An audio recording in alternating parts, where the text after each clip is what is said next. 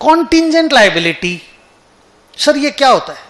Accounting standard 29 में सीखोगे। अभी जब एस नाम पढ़ रहे थे, जाओ देखो एस 29 का नाम क्या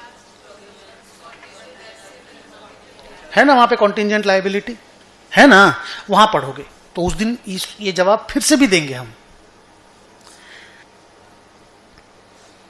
तो pending court cases are contingent liabilities, ऐसा लायबिलिटी जो देना पड़ेगा या नहीं देना पड़ेगा, that will be decided by future uncertain events. Any liability जिसको देना पड़ेगा या नहीं देना पड़ेगा, बोलो, will be decided by future uncertain events, those are called contingent liabilities. पूरा डिटेल 29 में पढ़ाएंगे। तो सर ठीक है, पेंडिंग कोर्ट केस है, 5 लाख रुपया का मान लो, करना क्या? लायबिलिटी तो नहीं है? नहीं है।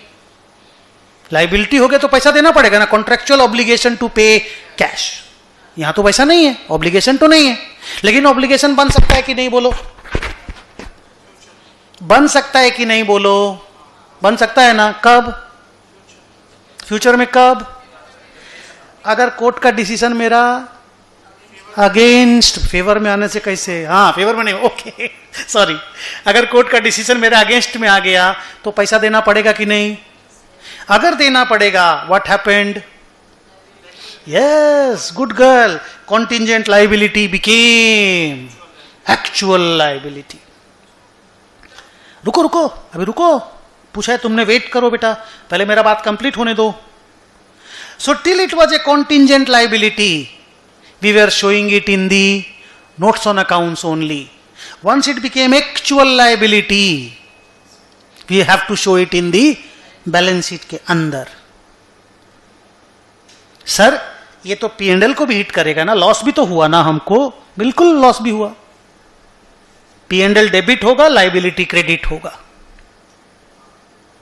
जो जर्नल एंट्री होगा ना, P&L will be debited, loss on account of adverse decision of the court, या कॉम्पनसेशन पेड, या compensation account debit to liability for compensation.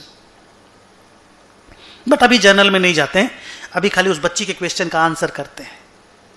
तो ऐसा नहीं कि कॉन्टिंजेंट लायबिलिटी कभी भी एक्चुअल लायबिलिटी नहीं बनेगा, बन ही सकता है। आज के दिन कॉन्टिंजेंट लायबिलिटी है, तो on today it is being shown in the notes on accounts only.